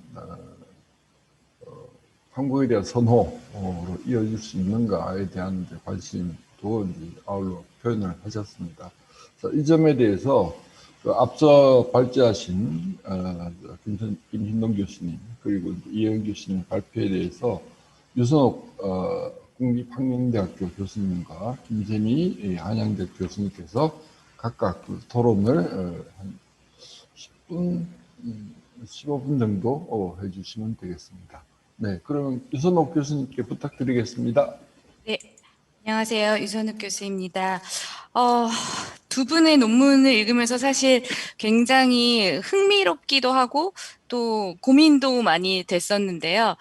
오늘 이렇게 발표를 들으니까 두 분의 그 발표 내용이 주신 논문들과 잘 연결이 되면서 좀 의미 있는 논의들을 하고 싶다라는 생각이 했어요. 지금 빨리 정리가 되지는 않는데, 네. 먼저 이제 김신동 교수님 발표하신 내용에서는 미완성 초고라고 원고에 쓰셨는데, 사실 교수님의 그 뛰어나신 통찰력이 굉장히 잘 녹아들어 있고, 또 K-팝에 대한 이해와 오해가 심도 있게 논의되어서 아주 좀 깊이 있게 읽었습니다. 그리고 이것이 이제 공공외교와 한류에 대한 논의로 확장되어서 새로운 관점에서 K-팝 그리고 한류 공공외교를 좀 바라볼 수 있는 기회가 되었습니다. 저는 이제 두 가지 부분에서 좀 궁금하고 좀 논의하고 싶은 부분이 있었는데요. 첫 번째는 이제 발표에서 주로 이 부분을 많이 말씀을 하셨어요. 발표에서는 사실 원고에 있는 내용을 많이 다 하지는 않으셨는데요. 그러니까 한류의 출발과 성장, 뭐 한류의 기반에 있어서 국가의 역할 등에서 이제 말씀을 해주시고, 원고보다는 사실 발표 내용에 있어서 국가가 이제 지난 일본 정부처럼 하는 것이 낫지 않겠나. 예, 국가의 역할에 대해서 좀 논의를 해주셨는데, 그러면 사실 국가가 어떻게 해야 되는지 사실 좀 더 방향성 있게 가야 되지 않을까, 아니면 진짜 방향성 없이 아니면 이제 자생적으로 갈 수 있도록 하는 것이 과연 바람직할까라는 이제 궁금증도 좀 들었는데요. 뭐 국가의 역할에 대해서 조금 더 추가적으로 설명을 해주시면 이해에 도움이 될 것 같습니다. 국가가 뭐 기반을 마련하는 데 더 역할을 해야 할 것인지, 아니면 뭐 민간을 도와주는데 민간에 대한 지지와 지원에 더 초점을 맞춰야 될 것인지, 아니면 정책적 기반을 마련하는 데 좀 더 역할을 해야 될 것인지에 대한 좀 의견이 더 좀 듣고 싶다라는 생각을 했고요. 네, 두 번째는 사실 발표하신 내용 중에 있는 부분이었어요. 케이팝에서 한국적인 무엇인가를 찾아내려는 그 인식 자체는 주변과 중심의 불균형을 웅변하는 것이고 오리엔탈리즘의 노예로 세우는 것이다, 이렇게 말씀을 하시면서 과연 이제 한국적이란 무엇인가에 대한 이제 부분을 제가 스스로 또 생각하게 하는 그 문장이었는데요. 저는 이 부분에 대해서 굉장히 공감을 하는데, 말씀하신 대로 뭐 과거에 그 우리의 전통적인 거, 여기 뭐 김홍도나 왕족주의 왕 그 조선 시대의 그런 고전적인 것에서 한국적인 것을 찾는 게 아니다라는 것이라면, 지금의 한국적이라는 것은 무엇일까? 혹시 이제 그에 대한 재탐색이나 재정의는 혹시 필요하지 않을까 싶었습니다. 그러니까 뭐 그거를 딱 규정해서 변하지 않는 것이다가 아니라 유동적이고 흘러가고 변하는 것이더라도, 뭐 예를 들면 뭐 BTS의 노래에서 혹은 이들의 활동에서 한국적이라고, 그러니까 과거의 한국적인 그 고전적인 것은 아니고 굉장히 세계적이고 저게 한국적인가, 어떨 때는 그렇게 생각이 들 만큼 달라지고 있는 것이지만, 그런 특성들을 발견해내야 케이팝의 다른 점, 그리고 그것이 한류의 다른 점, 그리고 그런 특성들이 공공외교나 국가 명성에 기여할 수 있는 바를 찾을 수 있지 않을까라는 생각이 들었습니다. 그러니까 굉장히 예시를 적절하게 들어주셔서 제가 약간 무릎을 탁 쳤는데요. 한국 라면과 외국 라면이 비슷한 것 같지만 우리는 한국 라면을 안다, 한국 라면이 무엇이 다른지를 안다라고 이제 표현을 해주셨어요. 그런 측면에서 생각을 해볼 때, 뭐 K-팝이 글로벌 사회에서 인정받고 별로 다른 나라의 뭐 음악이나 문화와 다르지 않지만 분명히 이제 다른 것이 있다면 그것은 무엇일까에 대한 생각을 좀 해보고 개념화하는 것이 공공외교와의 관계를 더 규명하고 공공외교에 기여할 수 있는 바를 찾아내는데 더 중요하지 않을까라는 생각을 했습니다. 일례로 그 이혜은 교수님 발표하신 것 과 관련해서 잠깐 더 먼저 말씀드리면, 이제 이현 교수님 그 유튜브에 나온 그 뮤직비디오를 몇 개 이제 선정을 하셨는데요. 사실 최근에 그 BTS가 수어로 안무를 해서 굉장히 뭐랄까 화제도 되고, BTS의 새로운 면모, 뭐 BTS의 새로운 평판을 가져오는데 그 수어 안무가 기여를 했습니다. 그런 측면에서 생각해 보면 뭐 이슈 리더십이라고 해야 될까요? 뭐 이것 또한 과거의 한국적인 것과 지금 케이팝의 특성들과 또 BTS라는 이제 어떤 뭐 리더십을 가진, 근데 이 리더십을 가진 케이팝의 주체가 어떤 전 세계적인 글로벌 이슈, 뭐 지속 가능성이라든지, 뭐 지속 가능 지표에서 이야기하는 인권이라든지, 이런 소외된 사람들에 대한 것까지 화제화시키고 그 이슈를 가져가고 바람직한 방향으로 이끌 수 있다면, 이것도 또한 뭐 BTS의 고유의 것이 될 수도 있지만 한국적인 것, 그리고 뭐 한류나 케이팝 그 공공에게 기여할 수 있는 것으로 좀 연결이 될 수 있을지 않을까, 이제 이런 생각을 했습니다. 그래서 김신동 교수님께서 혹시 교수님께서 생각하시는 한국적인 것은 그러면 무엇일까? 이걸 규정하지 않는 것이 맞을까? 아니면 뭐 최근에 어떤 현상들이 케이팝의 특성들로 한국적인 것을 좀 바라볼 수 있을까?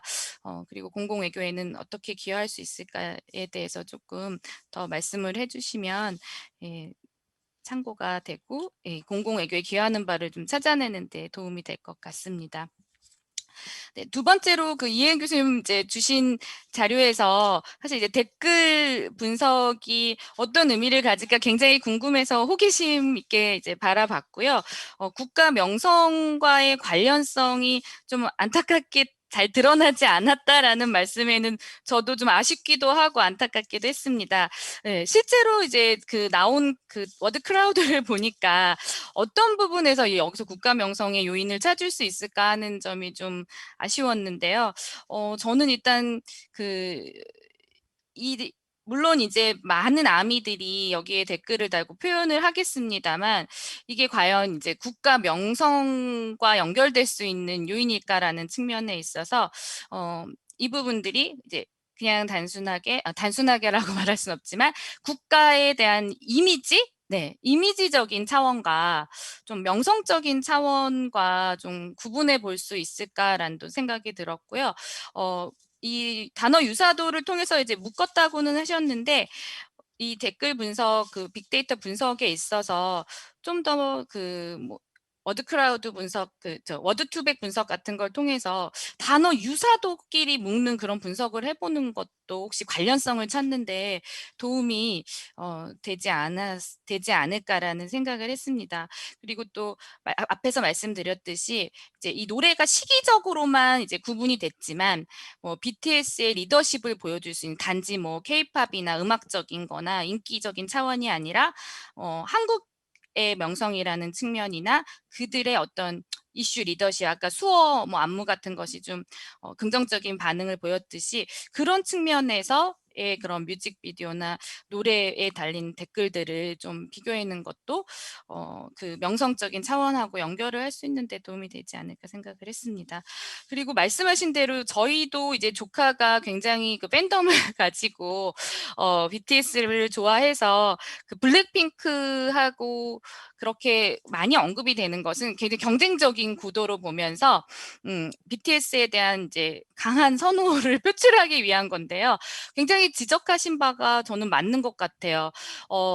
이 BTS에 대한 선호가 한국에 대한 선호로 이어지는 것은 어떻게 보면 좀 간접적이기도 하고 굉장히 시간이 오래 걸릴 수도 있고 예, 좀 먼 부분도 있는 것 같습니다. 이들 굉장히 개별적으로 생각해서 BTS를 좋아한다고 해서 BTS를 소속사를 좋아하는 것도 아니고 네, 그렇다고 한국의 K-팝을 다 좋아하는 것도 아니기 때문에 그런 구분에 대한 논의도 좀 필요할 것 같고요.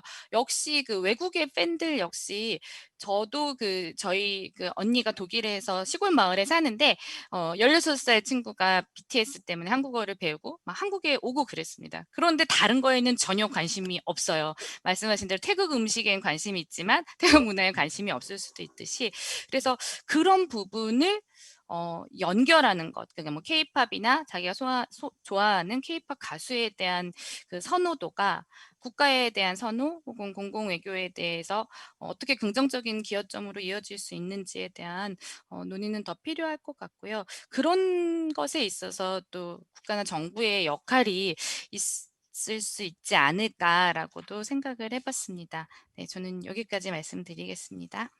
네, 조심학 선생님 감사합니다. 자, 그러면 이어서 김세민 선생님께서 바로 토론을 해주시겠습니다. 김세민 선생님. 입니다. 먼저 여기 참여할 수 있게 돼서 영광이고요. 두 분 발표 잘 들었고 많이 배웠습니다.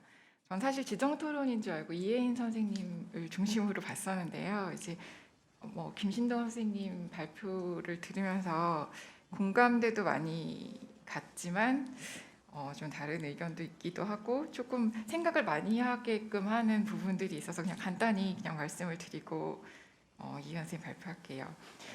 먼저 이혜경 선생님 아까 말씀하셨는데 이혜경 선생님은 정말 정부에 대해서 최소의 직접적인 관여를 주장하시는 걸로 알고 있는데 아까 제일 처음에 국제 정치의 국제 정치 하에서 냉전의 냉전이 사라짐으로 인해서 한류가 어떤 파급 효과를 낳았다라는 얘기를 들으면서 한양대 행정학과 김정수 선생님께서 박정희 정부의 어떤 그 대중문화 억압 정책이 나비 효과처럼 BTS를 낳았다 이런 주장을 하시기도 하거든요.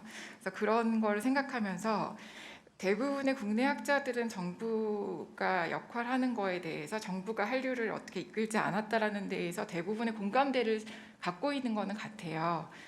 그렇지만 또 한편으로 생각을 해보면 분명 이제 K-팝이나 K-드라마가 제일 처음에 이제 시조로 이렇게 초기에 이렇게 확 폭발했을 때는 정부 주도는 아니었겠지만 한류의 범위를 조금 크게 확장해서 본다면, 그러니까 저도 선생님 의견에 동의를 하고 있지만 조금 확장해서 본다면 이를테면 웹툰이라든가 게임 같은 산업이 웹툰이 특히 요즘 크게 발달하고 있는데 거기에 대해서는 정부가 여러 가지 간접 지원을 통해서 이제 한류로 파급 효과를 낼 수 있는 것 같아요. 이제 그런 부분을 생각한다면 정부의 역할도 무시를 할 수는 없을 것 같은데, 다만 선생님 말씀하신 것처럼 한류 담론을 이끄는 게 국내적인 학제적인 부분이라든가 여러 가지 면에서 그런 부분이 있는 거는 조금 염두에 두어야 될 거라고 생각을 하고요.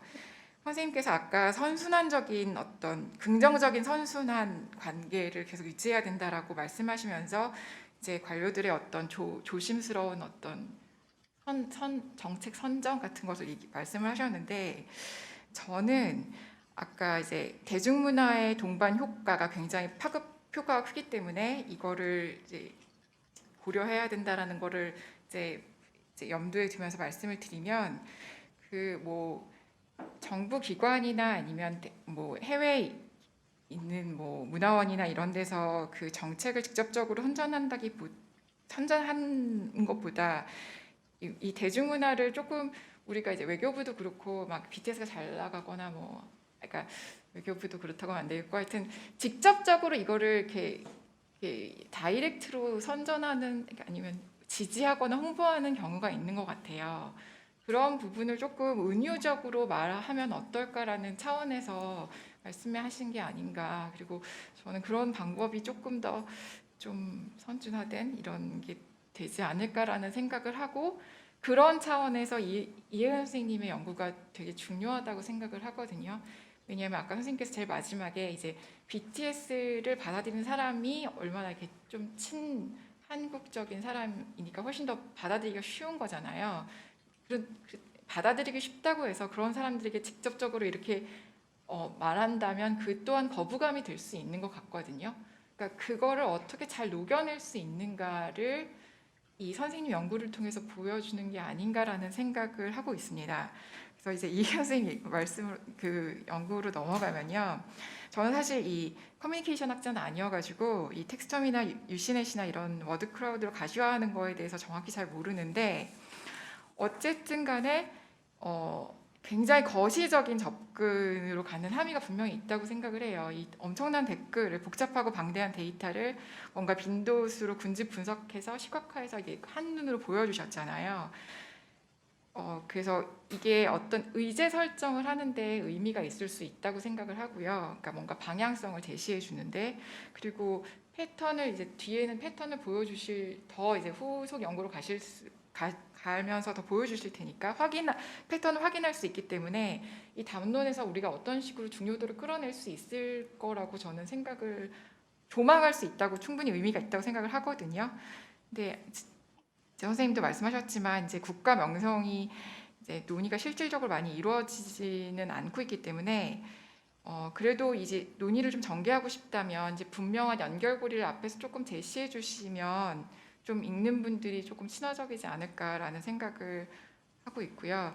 지금 분석에서는 굉장히 이슈나 현재성 같은 것을 인지할 수는 있는데, 이제 댓글하고 국가 명성이 어떤 실체성을 갖고 있는지, 어떤 시도를 할 수 있는지 사실 저는 잘 모르겠는데 그걸 한번 질문 드리고 싶기도 하고, 그리고 요즘 그 SNS나 디지털 외교를 굉장히 많이 활발한 활동을 하고 있는 학자 중에 코넬리우스 비오라라고 옥스퍼드 대학교 교수가 있더라고요. 근데 그 교수도 최근에 연구 중에서 소셜미디어가 굉장히 현재적인 폭발성을 갖고 있고 그게 굉장히 중요하지만 그거를 과장하지 않아야 된다고 얘기를 하면서 그 매체상의 어떤 특징이 있잖아요. 뭐 대화를 계속하고 싶어하고 짧은 트윗을 하고 있고 여러 가지 뭐 신선한 논쟁을 이끌기 위해서 막 던지는 말들 그런 것들을 이렇게 잘 이제 평가해야 된다고 하고 있는데 선생님이 이제 저는 좀 궁금했던 게 시간차를 두시면서 이걸 보고 있잖아요. 그런 부분이 어떤 이제 시그널을 이제 구분할 때 뭔가 다른 의미를 찾을 수 있지 않을까. 그리고 공공의교 정책이나 아니면 국가 명성과 연관되는 어떤 이미지를 구축하는 방향을 정할 때 뭔가 찾을 수 있지 않을까라는 생각이 들어서 그 부분에 대해서 조금 더 설명을 해주셨으면 좋겠고요. 아까 시간차 설명을 안 해주셔가지고 또 하나는 제가 궁금한 거는 이 BTS는 아미가 뭐 찾아보니까 뭐 피에르 레비하고 젠킨스의 그걸 바탕으로 해서 아미피디아, 아미하고 위키피디아의 합성어인 이런 그런 연구도 있더라고요. 그래서 아미의 특유의 그러니까 정치적인 행위를 한다거나 뭐 이런 것들이 많이 있잖아요. 근데 이런 특별한 특성을 가지고 있는 게 뭔가 국가 명성하고 연결했을 때 연관지어서 생각해 볼 수 있는 가능성이 있어서 뭔가 선정을 하신 건지 아니면 그런 가능성이 염두가 있는지 그런 게 궁금해서 그거를 한번 여쭤보고 싶고요. 또 하나는 이제 거시적인 데이터 분석이 함의를 갖지만 어떤 면에서는 좀 연결 지점들을 그래서 이렇게 제시해 주는 게 좋으니까 국가 명성에 대한 정의나 이제 범위가 학자들마다 여러 가지 있을 수 있지만 선생님이 보시고 있는 어떤 요소, 그러니까 지금의 댓글하고 뭔가 연결시킬 수 있는 특별한 요소가 있다면 그 부분을 좀 재개념화 시켜주셔서, 그러니까 국가 명성이 어떤 국가에 대한 총체적인 평가를 이제 말한다고 했을 때 그 범위를 다 커버하기 어려울 거라고 생각을 하거든요. 왜냐하면 그 암이라는 특성 집단 자체가 어떤 그 소스의 그 신뢰성이 좀 떨어지잖아요. 그러니까 하지만 그 나름대로의 의미가 있을 것 같으니까 거기에 대해서 어떻게 좀 특정지어서 좀 제한을 두시면 어떨까라고 생각을 하고 있습니다. 하나 이건 개인적인 궁금한 질문인데요. 제가 이쪽 그 방법론을 제가 잘 전문가가 아니어서요. 지금은 워드 크라우드로 가시화를 시키셨는데 이게 만약에 이제 요즘은 의미 연결망으로도 많이 얘기를 하더라고요. 그 어떻게 보면 인과관계나 아니면 뭐 관계 파악을 할 수 있는 맥락 파악을 할 수 있는 거잖아요. 그런 것도 적용 가능성이 있는 건지 그런 부분이 궁금합니다. 네, 그래서 저는 마치도록 하겠습니다. 네, 감사합니다. 그 두 분의 토론을 이제 들으셨고요. 그 어떤 것은 이제 코멘트이고 어떤 것은 이제 질문에 해당하는 건데 이제 주로 이제 나온 것이 큰 이야기로서 일단 정부의 역할 부분, 그다음에 정부와 관련 짓는 부분, 그다음에 뭐 한국과 관련된 부분, 국가성, 뭐 그게 국가성이라고 표현하는 게 적절할지 모르겠습니다만, 그래서 한국적인 것, 뭐 이런 것과 연결 짓는 것, 이런 것들이 이제 지금 질문에 줄을 이루고 있는 것 같습니다. 그래서 간단하게 질문에 대해서 김신동 교수님, 이어서 이영 교수님 답변을 좀 부탁드리겠습니다. 먼저 김신동 교수님. 네. 네, 감사합니다. 유선옥 교수님, 그 다음에 또 김세미 교수님, 뭐 적절한 질문과 지적해 주셔서 제가 간단히 말씀을 드리겠습니다. 한류의 출발과 성장과 관련한 한국 정부의 역할은 무엇이었고, 또 지금은 무엇이고, 또 어떻게 앞으로는 또 무엇이어야 하는가? 저는 국가가 이런 중요한 어떤 사회문화적인 현상에 대해서 뭐 나몰라라 하거나 뭐 모른 척할 필요는 전혀 없다고 생각을 하고요. 뭐 힘이 닿는 대로 열심히 돕고 뭐 하는 건 좋다고 생각을 합니다. 제가 오늘 지적하려고 했던 이제 주요한 논점은 한류 많은 질문들이 이제 몰리는 지점이 있거든요. 그럼 뭐냐면 한류가 어떻게 일어났냐 이거예요. 왜 다른 나라가 아니고 한국에서? 왜 90년대? 그게 이제 굉장히 누구나 뭐 질문을 해볼 수 있는 거잖아요. 왜냐하면 그 당연한 현상은 아니니까. 그리고 또 한국 사람들 자신이 전혀 예상하지 못했던 사건들이었으니까. 한국의 문화상품이 외국에 나가서 팔리고 그 정도가 아니라 이제 뭐 아주 큰 어떤 문화적 현상을 글로벌 파퓰러 컬처에 새로운 조류를 만들어낸다는 것 자체가 아주 익사이팅한 일이잖아요. 그런데 그 원인을 규명하려고 하는 저널리스틱한 노력 혹은 아카데믹한 노력에 정부가 뭐 숟가락 놓는 형식으로 자꾸 이렇게 그 뭐랄까 잘못 리프레젠트 되는 거는 지금 시정을 해야 된다. 시정을 안 하면 이거 마치 아까 그 제가 보여준 슬라이드처럼 한국 정부가 플래닝을 해서 오케스트레이트한 그런 현상으로 잘못 자리를 잡을 수가 있다. 김세미 선생님 지적을 해주셨지만 물론 그렇다. 초기에는 정부가 뭘 이건 한 건 아니지만 이게 이제 20년 동안 쭉 지속되는 과정에서 정부가 뒤늦게나마 이건 문화산업 중요한데 해서 이제 뛰어들기 시작을 했고 또 제가 알기로 문화관광부에도 문화산업국을 이제 설치를 2000년대 초반에 하게 됩니다. 그 전에 아시다시피 한국의 문화정책이라는 거는 문화산업이라는 개념 자체가 존재하지 않았어요. 뭐 전통문화 지원이랄지 뭐 고급 예술문화 지원이랄지 이런 쪽인 거지 문화를 산업으로 접근을 하고 그것을 뭐 키워내겠다 이런 아이디어 자체가 없었다가 그게 이제 한류가 터지면서 2000년대 중반부터 본격화되기 시작을 하거든요. 그래서 정부가 역할을 했죠. 돈도 많이 붓고 지금도 많이 하고 있습니다. 그래서 그런 부분에 대해서 정부의 역할을 뭐 없었다고 하자 뭐 그런 건 아니고요. 그건 충분히 이제 그런 부분을 분명하게 밝혀서 이 팩트를 제공해 주는 게 정부가 해야 할 일이고 우리가 뭐 이제 한류에 대해서 한국 정부의 역할을 과대 상상을 하는 이유 중에 또 중요한 거 하나는 한국이 저개발국에서 선진국으로 도약하는 이제 과정 자체에 대한 국제 학계의 연구가 많지 않습니까? 특히 인터내셔널 폴리티컬 이코노미 쪽에서는 이제 국가 주도형 경제 성장, 국가 주도 수출 지향적 경제 성장 모델로 가장 성공적이고 그런 이제 케이스를 남한 사례로 찾잖아요. 뭐 대만도 나오고 싱가포르도 나오고 그렇지만 이제 아마 그런 프레임 때문에 한류 문화 산업도 또한 그런 연관에서 파악을 하고 있다 이런 이제 생각도 듭니다. 근데 이제 한류를 들여다봤을 때는 꼭 그런 60년대, 70년대의 국가 주도형 산업 발전 모델은 아니거든요. 그래서 그건 또 차별화시켜서 분석하고 설명을 해야 할 필요가 있다. 또 아까 말씀드렸지만은 문화 산업을 그렇게 국가가 뒤에서 조종하는 것처럼 프레젠테이션 하는 게 사실도 아니거니와 또 바람직하지도 않다. 퍼블릭 디플로머시의 어떤 그 프레임에서 봤을 때도 그런 말씀을 드리고 싶고요. 국가가 뭐 지금처럼 뭐 열심히 노력하는 것 자체는 전혀 나쁠 게 없다고 생각을 합니다.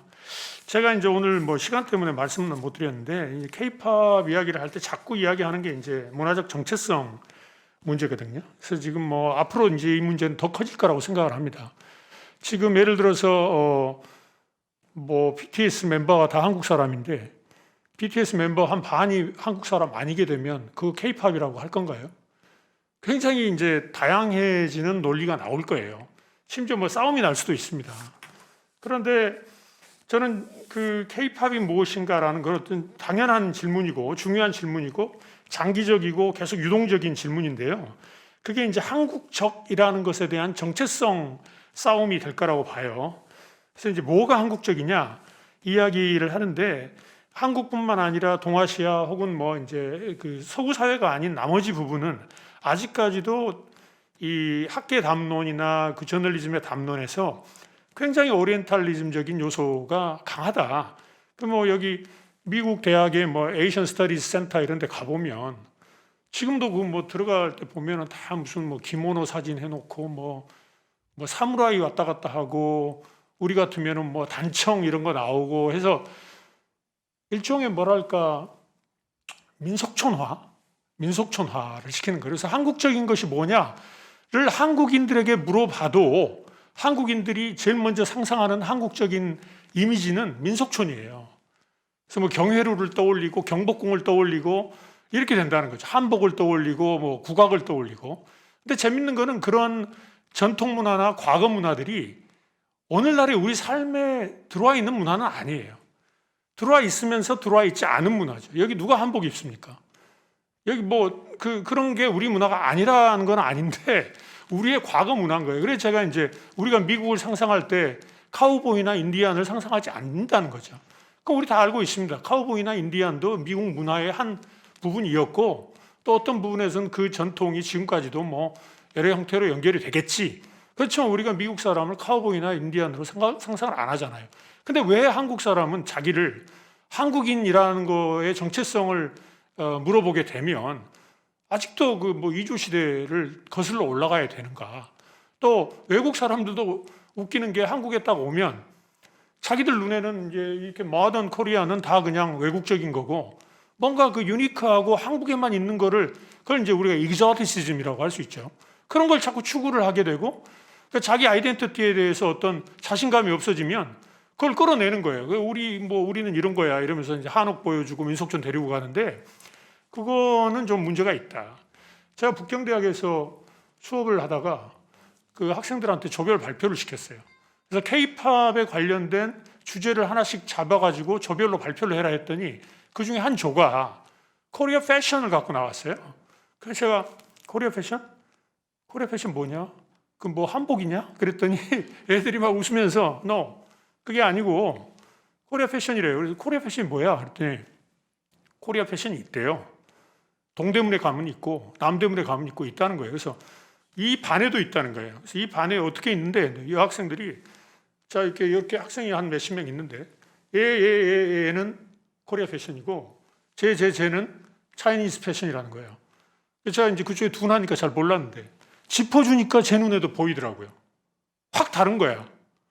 뭐 이게 달라요. 뭐 헤어스타일도 다르고 다른 거예요. 그래서 외국인들이 느끼는 한국 모던 코리아는 김홍도도 아니고 뭐 신사임당도 아니고 경복궁도 아니고 이거구나.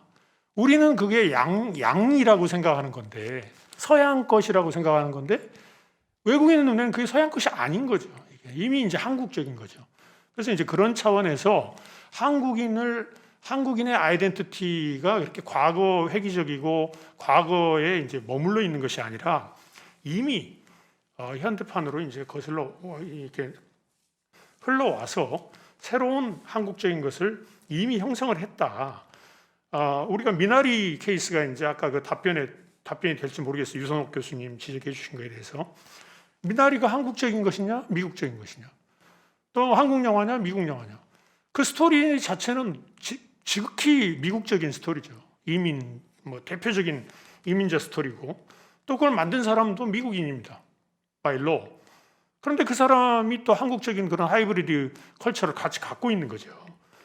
그렇다면 한류의 경우 만약에 한국에 이민 온 이민자 2세, 3세가 그 한류 가수가 되고 뭐 댄서가 되고 해가지고 하게 되면 그 우리가 한류로 인정을 안 해줄 거냐.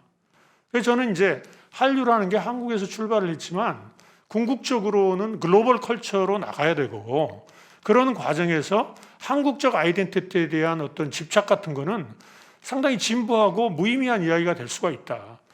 전 재즈 같은 경우가 대표적으로 생각하는데 팝 음악도 마찬가지고 뭐 재즈가 생성, 변형, 발전, 확산되는 과정에서 과연 무슨 뭐 재즈를 흑인이 만들었다 이래가지고 그게 흑인의 어떤 특수성이 거기에 계속 남아 있어야 될까요? 남아 있을까요? 굉장히 의심스러워요. 그래서 한류의 성공이라는 것은 어떻게 보면 한국적 특수성에서 발원을 했다 하더라도 글로벌 보편성으로 확장돼서 변형되고 계속 하이브리다이즈가 되고 나가는 것이 바람직하다. 저는 오히려 그런 좀 글로벌 유니버설 컬처로 나가는 게 바람직하고 그게 사실은 오전에 논의했던 퍼블릭 디플로머시가 그 어떤 그 내셔널리스틱한 어떤 프레임에 갇히지 않고 이제 보편적인 가치를 구현하는 그런 접근으로 나가야 된다 하는 취지와 같이 맞물릴 수 있는 점이 아닌가 이런 생각을 해봅니다. 네, 그러면 발표 대답이 다 되셨으면은 다음 이현 교수님으로 넘어가겠습니다. 이현 교수님 지금 이제 그 시간이 많지 않기 때문에 일단 그 토론자 선생님들께서 질의하신 부분하고 네. 그다음에 이제 유튜브에 이제 왔습니다. 이제 유튜브에 질문이 하나 들어온 거는 뭐냐면 영어 댓글에는 잘 안 보이는데 한국어 댓글에 유독 그 사랑해가 많이 표기가 되어 있다. 이거 재밌는 것 같은데 어떻게 생각하십니까? 뭐 이렇게 이제 질문이 들어왔습니다. 같이 묶어가지고 대답을 좀 해주세요. 시간은 일단 5분 남았는데요. 뭐 조금 더 끄셔도 됩니다. 5분 안에 해주시면 고맙고요. 네. 예, 짧게 답변하겠습니다. 토론자 선생님들 좋은 의견 감사드리고요. 이슈 관련해서, 그러니까 소셜 미디어의 한계죠. 유튜브가 어떤 모든 것을 볼 수 있는 플랫폼은 아니고 어떤 영상이 올라오고 거기에 댓글, 사실은 그 댓글이 달릴 수 있었던 것도 사실 10년 정도밖에 안 돼요. 사실 웹 1 시대에는 누군가 올려져 있는 거가 우리가 소비만 할 수 있는 시대에서 이제는 저희가 소비자가 다시 편집도 하고 다시 영상을 재생산해서 올리는 생산자가 될 수 있는 시대가 된 거는 얼마 되지 않고, 저는 유튜브가 지금 어떤 기존의 대중매체 아니면 방송국보다 더 공통적인 플랫폼을 제공하기 때문에 많은, 그러니까 뮤직비디오나 아니면 가수 팬들이, 아티스트 팬들이 이제 소통할 수 있는 공간 중에서 가장 지금 현실적으로 가장 접근 가능하고 쉬운 데가 유튜브라고 생각을 합니다. 그래서 유튜브를 소셜 미디어 플랫폼을 선택을 했고요. 물론 이 데이터에서 국가 명성과 직접적인 연결을 찾는 게 사실 쉽지는 않을 것 같아요. 토론자 선생님들이 말씀하신 것처럼 이게 한계가 있고 여기서 깊이 있는 토론이 이루어지지 않기 때문에, 근데 어떤 일 단면을 볼 수 있는 근거를 제시할 수 있는 부분은 분명하다고 보고요. 왜냐하면 BTS의 성공에 했을 때 언론들은 이제 한국과 연결을 굉장히 많이 시키는데 사실 거기에 대해서 어떤 증거들이 있는지 저는 되게 궁금했거든요. 한류의 성공 이후에 이것이 과연 어떻게 한국 명성과 연결이 될 수 있을까? 그런데 이제 경제적인 가치, 뭐 부가가치 이런 것들에 대한 연구는 있는데 어떤 개개인들이 느끼는 감정들이나 아니면 태도에서의 차이는 어떤가 했을 때 설문조사가 되게 직접적인 경우가 많아요. 한국에 대해서 어떻게 생각하나.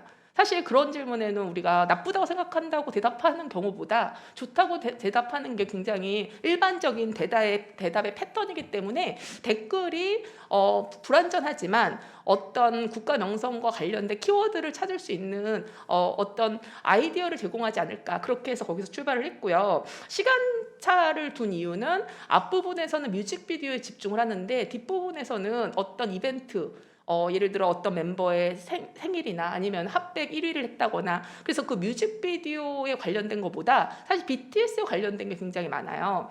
그리고 지금 유튜브에 올라온 댓글에서 사랑해가 한국 거에서는 굉장히 눈에 띈다 했는데 사실 한국 댓글이 그렇게 많지가 않아서 일반화하기는 아직 이르지만 한국 댓글에서는 굉장히 한국적인 거에 굉장히 집중을 해요. 이 노래는 왜 한국어로 안 만들어졌냐? 왜 한국어 댓글이 이렇게 적냐?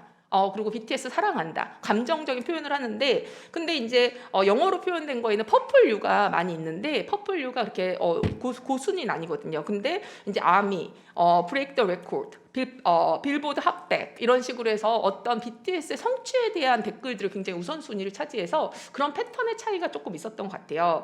그런데 재미있었던 거는 노홍철 같은, 그러니까 다이너마이트 뮤직비디오에 보면 한국 사람이면 알 수 있는 노홍철 그 패러디가 있었다. 근데 그런 거는 사실 영어 댓글에서는 전혀 없었거든요. 그리고 또 군대 이슈.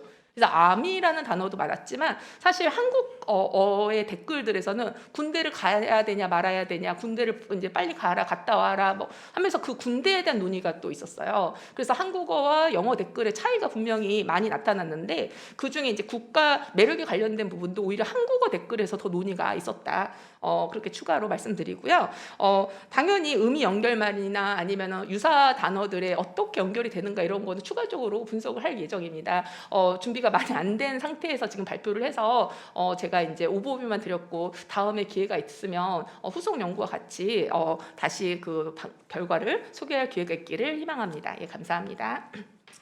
네, 감사합니다.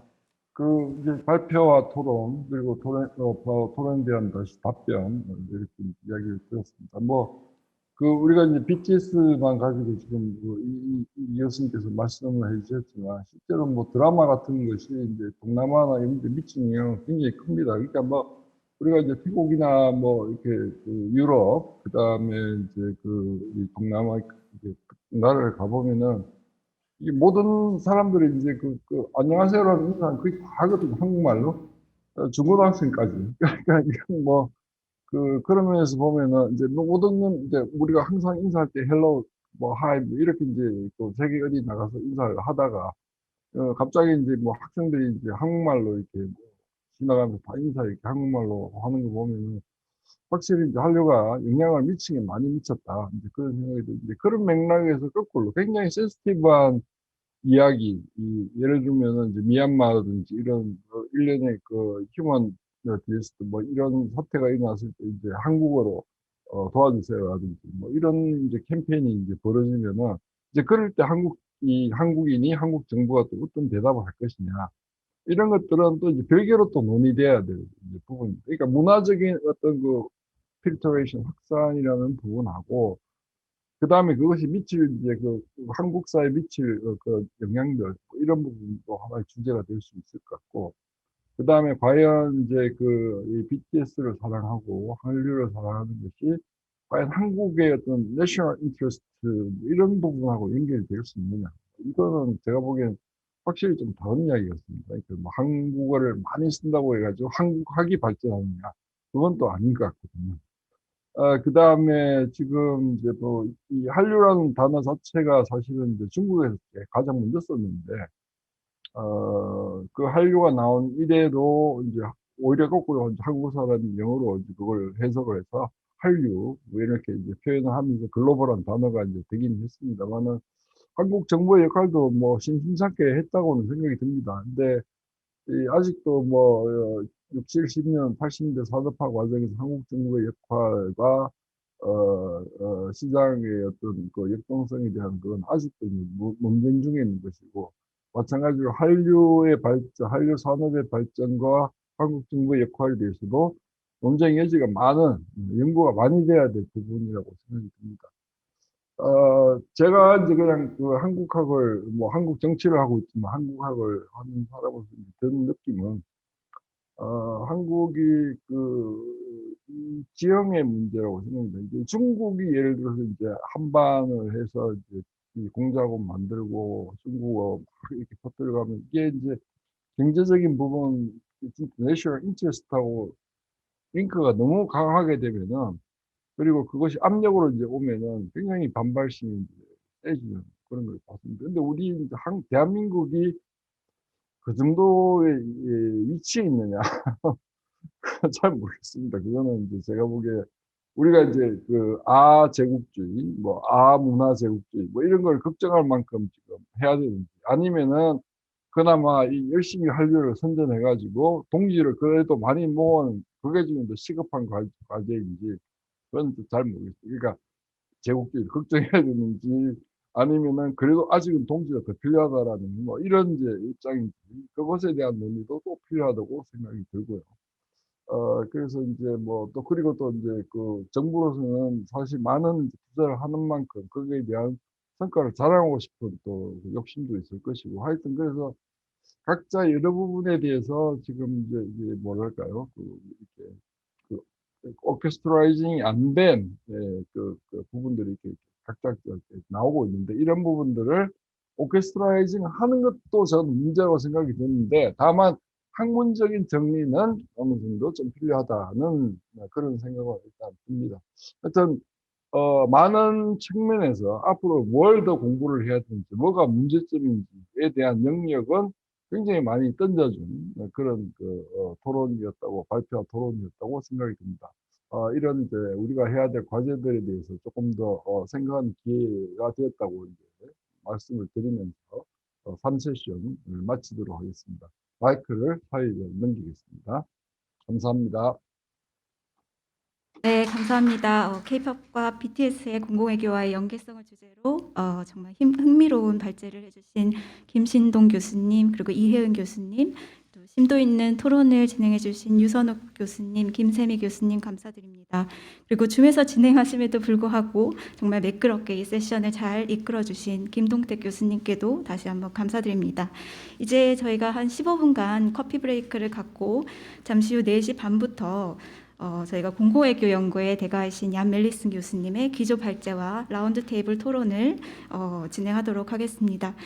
본 세션은 영어로 진행이 되고 별도의 통역이나 한글 자막이 제공이 되지 않는 점 미리 말씀을 드리겠습니다.